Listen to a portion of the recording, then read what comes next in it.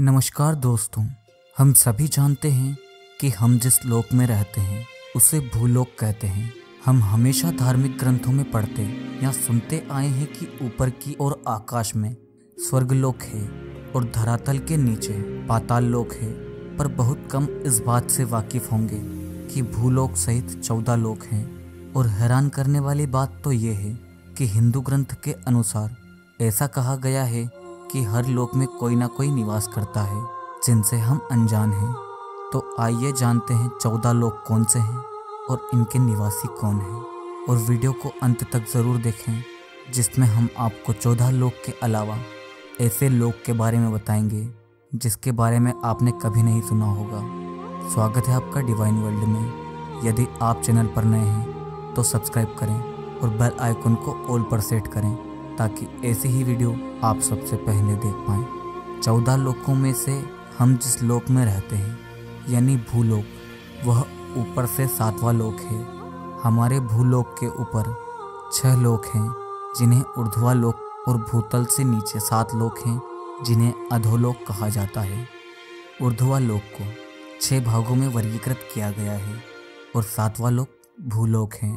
6 लोकों में सत्यलोक, तपोलोक, जनलोक, महरलोक, स्वर्गलोक, भूअरलोक तथा भूलोक। फिर पृथ्वी लोक के बाद अधोलोक की शुरुआत होती है, जिसे 7 भागों में वर्गीकृत किया गया है, जिनमें 8वां अतल, वितल, सुतल, तलातल, महातल, रसातल और पाताल लोक हैं।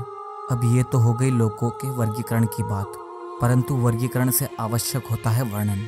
विष्णु पुराण में 14 लोकों का वर्णन कुछ इस प्रकार किया गया है। पहला है सत्यलोक।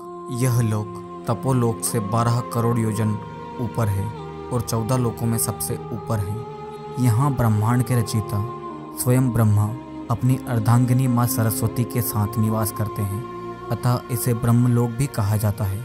अतः सत्यलोक में सर्वोच्च श्रेणी के ऋषि मुनि निवास करते हैं, जिन्होंने अपनी तपो साधना से इस लोक को प्राप्त किया है। दूसरा है तपलोक। यह लोक जनलोक से 8 करोड़ योजन ऊपर है और सतलोक से 12 करोड़ योजन नीचे, जहाँ सनकादिक आदि ऋषि अर्थात 4 कुमार निवास करते हैं, जिनके नाम सनक, सनंदन, सनातन और सनत कुमार हैं। यह भगवान विष्णु के अवतार माने जाते हैं। यह अनश्वर हैं यानी अमर हैं। इन्हें हर लोक में जाने की अनुमति है और साथ ही विष्णु के वैकुंठ लोक भी जाने की इन्हें अनुमति है, क्योंकि इनका मन साफ और पवित्र है। यह इस लोक में केवल तप साधना के लिए निवास करते हैं। तीसरा लोक है जनलोक।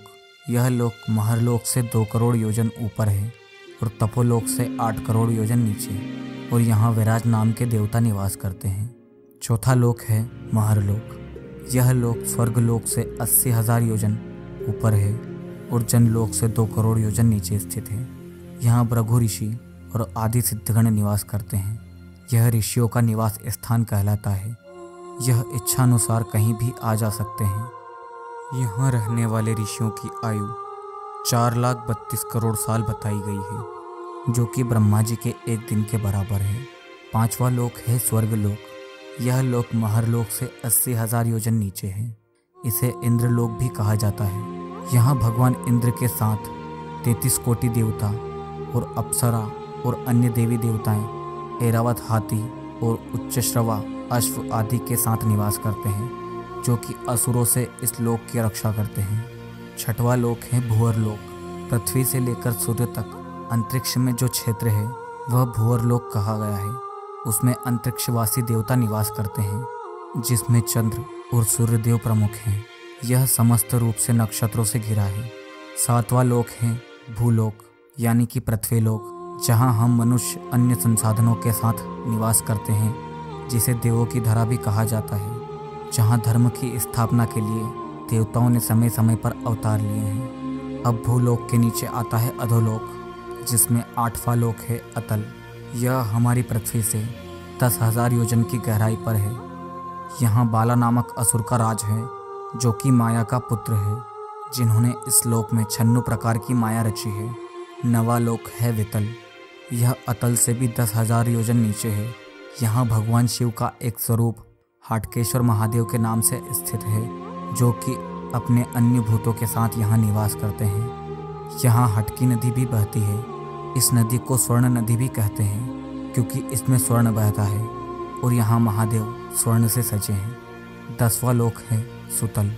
यह वितल से भी 10,000 योजन नीचे। यहाँ भगवान विष्णु के भक्त राजा बलि निवास करते हैं। राजा बलि को असुरों में सबसे पवित्र असुर माना गया है। इस लोक का निर्माण भगवान विश्वकर्मा ने किया था। यह महादानी थे। इस लोक में इनके साथ अमित लक्ष्मी निवास करती है जिसे देवता भी नहीं पा सके। 11वां लोक है तलातल। यहाँ माया नामक असुर राज करता है जिसे असुरों का वास्तुकार भी माना जाता है।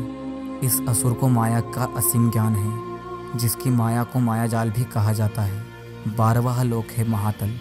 इस लोक में कश्यप ऋषि की पत्नी कद्रु से उत्पन्न हुए अनेक मुख वाले सर्पों का समुदाय रहता है जिसमें कुख, तक्षक, कालिया, सुशील नाम के सर्प निवास करते हैं। 13वां लोक है रसातल। इसे राक्षसों और दानवों का निवास स्थान कहा जाता है। यहाँ रहने वाले राक्षस मुख्यतः देवताओं के शत्रु होते हैं, अतः ये बड़े ही क्रूर दानव होते हैं। यहाँ ऐसे दानव होते हैं जिनसे देवता भी घबराते हैं। 14 अतः अंतिम लोक है पाताल लोक, जिसके बारे में हम सभी जानते हैं।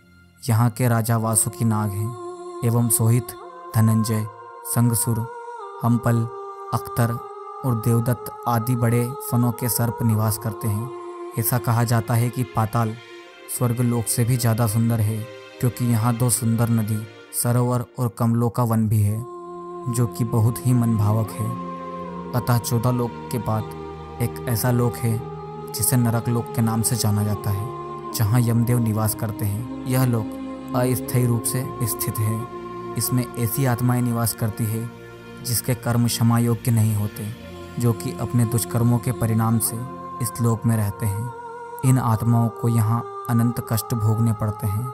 अतः पाप भोगने के बाद यह पुनः अपनी योनियों के हिसाब से जन्म लेते हैं। तो ये थे 14 लोक जो हमारे धर्म ग्रंथों में वर्णित हैं।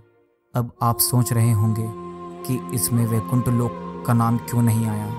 वैकुंठ लोक जो कि भगवान विष्णु का निवास स्थान है, इसे आध्यात्मिक लोक कहते हैं, जो कि 14 लोकों में नहीं आता है। 14 लोक में केवल भौतिक संसार यानी जो भौतिक रूप से हैं वही आते हैं। अतः वैकुंठ लोक में मोक्ष प्राप्त करने के बाद ही जाया जा सकता है। 14 लोक को लेकर आपका क्या मत है, हमें कमेंट में ज़रूर बताएं। और यदि वीडियो अच्छा लगा हो तो लाइक और शेयर ज़रूर करें और चैनल को सब्सक्राइब करना ना भूलें। धन्यवाद।